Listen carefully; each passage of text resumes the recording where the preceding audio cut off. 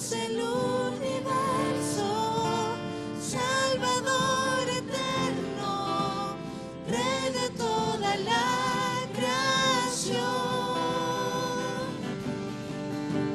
Redentor divino, Dios a ti me rindo, gloria te doy.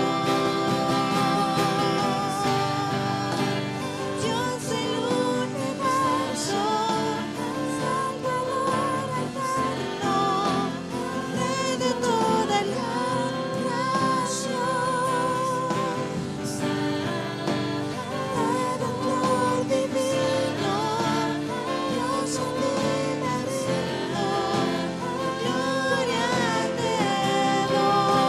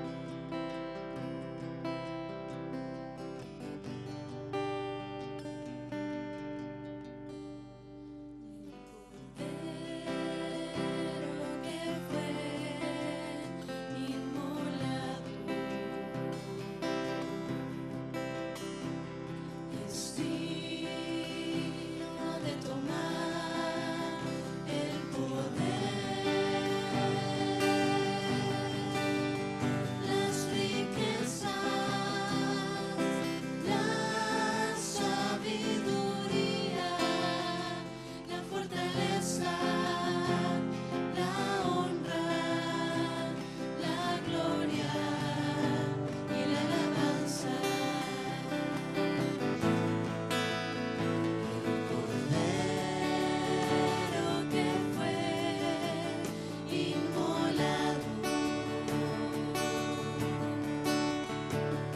es digno de tomar el poder,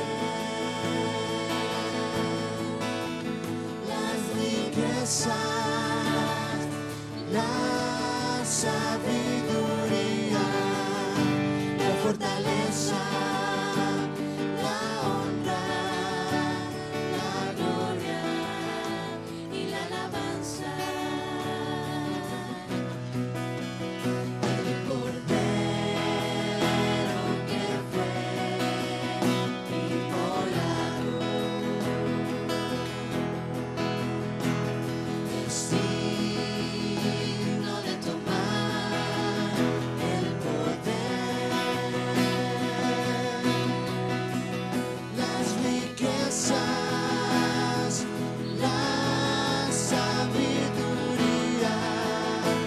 fortaleza, la honra, la gloria y la alabanza. Las riquezas, la sabiduría, la fortaleza, la honra, la gloria y la alabanza.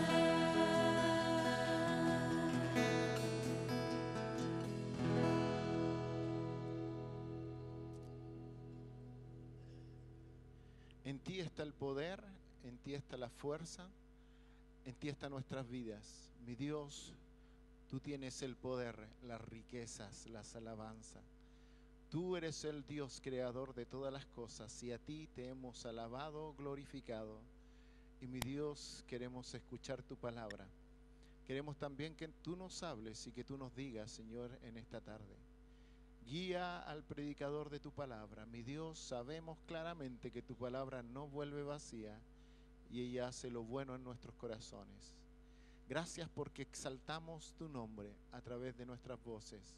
Gracias porque exaltamos tu nombre, Señor, con nuestras vidas. Gracias porque podemos ahora exaltar tu nombre a través de nuestros oídos, escuchando tu palabra. Te alabamos, te glorificamos. En Cristo Jesús. Amén y amén. Le damos gracias al Señor. Hace muchos años atrás, pueden tomar asiento, hermanos. Hace muchos años atrás el Señor nos dio la bendición de que hombres de Dios pudieran venir a nuestro país a predicar de su palabra. Nos dio la bendición de poder escuchar de ellos lo que el Señor nos quería decir.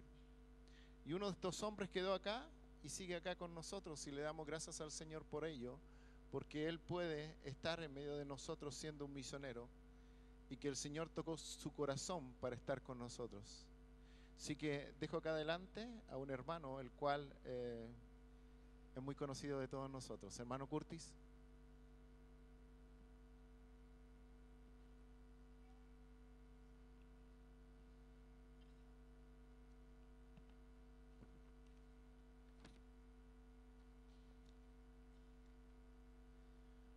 Muy buenas tardes, hermanos. Necesito ver lo que está escrito aquí adelante mío. Perfectamente unidos, solo por Jesucristo. Si no fuere por Él, yo sé que yo no estaría aquí. Estoy seguro que ustedes tampoco. Perfectamente unidos. ¿Andarán dos juntos si no estuvieran de acuerdo? Como dice Amós 3:3. Estamos de acuerdo que Cristo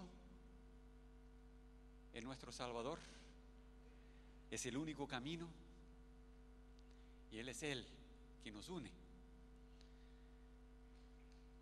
Hierro con hierro se aguza y así el hombre aguza el rostro de su amigo. Proverbios 27:17.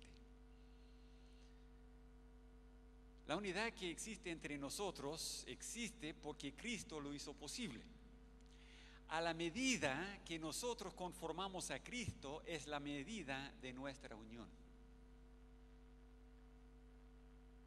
El destino de cada creyente, según el plan prefijado por Dios, es que seamos hechos conformes a la imagen de Jesucristo. Romanos 8:29. Oswald Chambers dijo: si el Espíritu de Dios ha transformado el interior, entonces mostrará características divinas y no buenas características humanas. La vida de Dios en nosotros se muestra como la vida de Dios y no la vida humana intentando ser divina. Los cambios que Cristo hace en nosotros son indispensables para la unión nuestra y para ser perfectamente unidos. ¿Cómo podemos nosotros exhibir mejor la vida divina?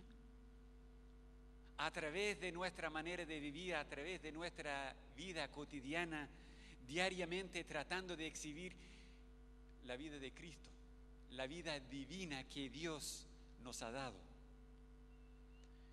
En su sabiduría, Dios nos ha dado herramientas que nosotros podemos usar para lograr una mejor relación con Él y a la vez ser perfectamente unidos entre nosotros. En Romanos capítulo 15, versículo 14 dice: pero estoy seguro de vosotros, hermanos míos, de que vosotros mismos estáis llenos de bondad, llenos de todo conocimiento, de tal manera que podéis amonestaros los unos a los otros. Colosenses 3:16 dice: la palabra de Cristo more en abundancia en vosotros, enseñándoos y exhortándoos unos a otros en toda sabiduría, cantando con gracia en vuestros corazones al Señor con salmos e himnos y cánticos espirituales. Lo que yo quiero enfatizar en esta noche es esta frase: amonestaros los unos a los otros.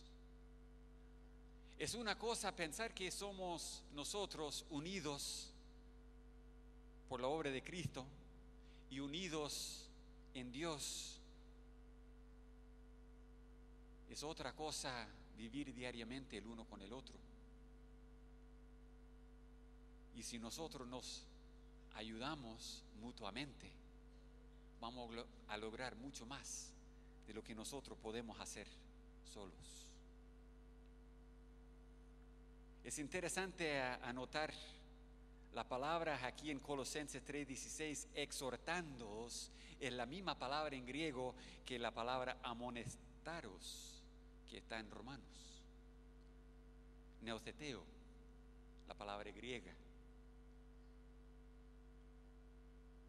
¿Cómo vamos a amonestarnos a nosotros mismos bíblicamente?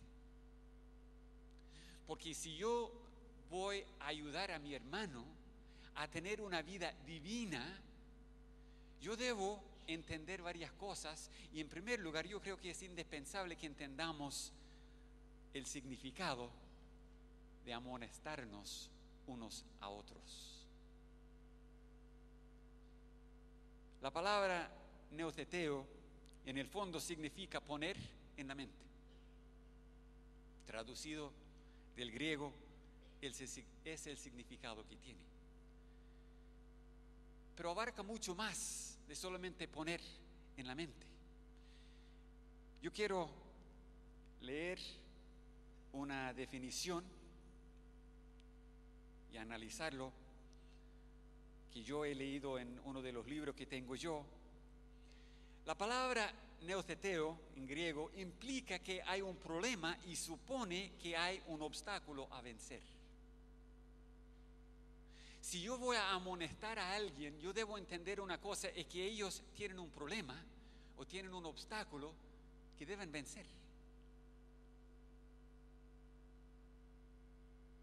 Hermann Kremer dice: algo de oposición se ha encontrado y uno quiere vencerlo o quitarlo, no por castigo, sino por la influencia en la mente. Es decir, razonar, explicar, hacer entender. Está convencido que la persona necesita cambiar. Es un cambio de lo humano a lo divino. No es una obra que yo voy a lograr en mi propia fuerza, obvio.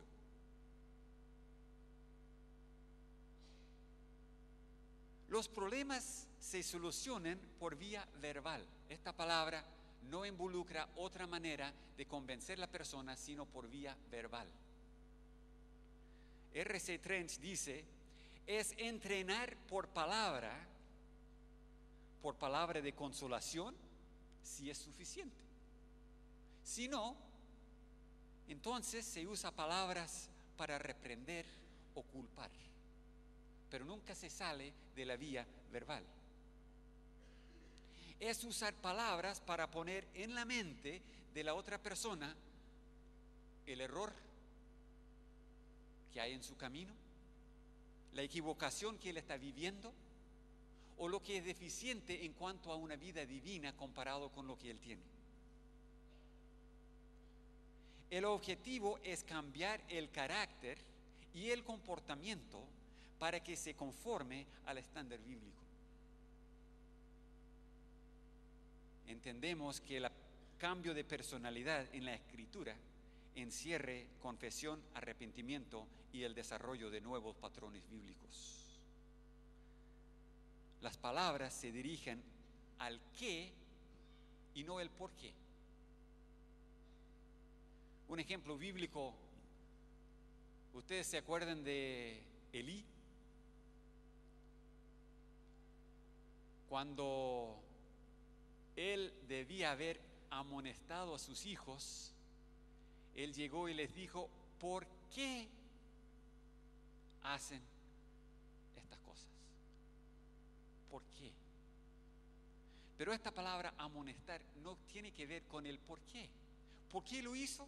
Bueno, soy pecador, uno puede dar 1.000.000 de excusas. Esta palabra va al qué. ¿Qué hiciste? ¿Está bien bíblico o no está bien bíblico? La corrección verbal busca el bien de la persona, por lo tanto busca cambiar lo que dañe. Y aquí estamos hablando no solamente de lo que me daña a mí, por eso lo voy a amonestar a él, sino lo que está dañando a él mismo. Porque cualquier parte pecaminosa nuestra, lo que es de la carne, de la parte humana, es dañino. Por eso Cristo tiene que hacernos nuevos. De modo, si alguno está en Cristo, nueva criatura es. Las cosas viejas pasaron y aquí todas son hechas nuevas. La vida divina contempla un cambio completo, no parcial, no algunas cosas. Entonces lo que daña es justamente la parte humana. Tiene que cambiarse por lo que es divino. La idea fundamental es la seriedad con buenas intenciones para influenciar la mente y disposición de otro por el consejo y advertencia para corregir lo deficiente. La corrección es motivada por amor y una profunda preocupación por el bienestar espiritual de la persona. Por eso, cuando uno va a amonestar a una persona, va con las Escrituras. Cuando Pablo escribió su segunda carta a Timoteo, creo que él tuvo en mente estas mismas ideas, porque en 2 Timoteo capítulo 3, versículo 16,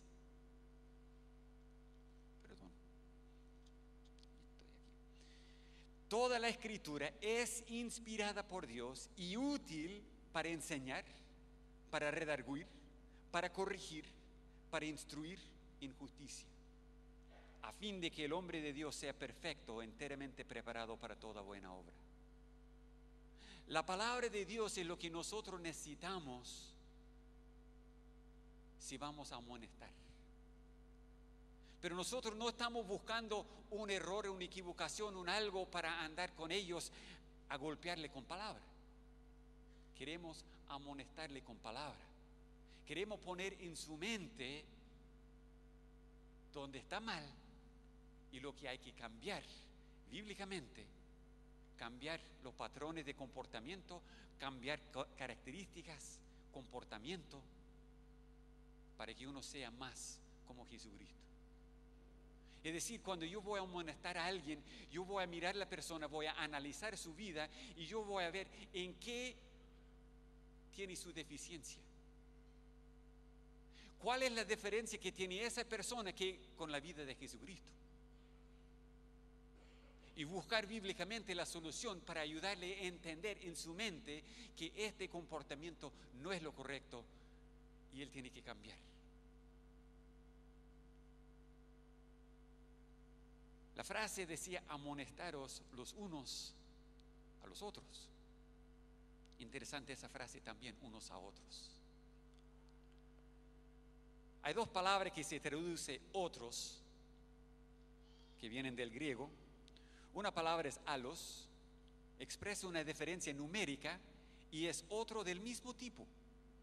Cuando Jesús dijo: yo voy a mandarles otro consolador, es la palabra que usó, otro del mismo tipo. Uno divino, el Espíritu Santo, el mismo Dios. La otra palabra es heteros, expresa una diferencia cualitativa y es otro de diferente tipo. En el libro de Gálatas, en el primer capítulo, el apóstol Pablo usa las dos palabras y vamos a leerlo para que ustedes lo vean aquí y logren entender quizá un poquito mejor. Gálatas 1, 6 y 7 dice de esta manera: estoy maravillado que de tan pronto os hayáis alejado del que os llamó por la gracia de Cristo para seguir un evangelio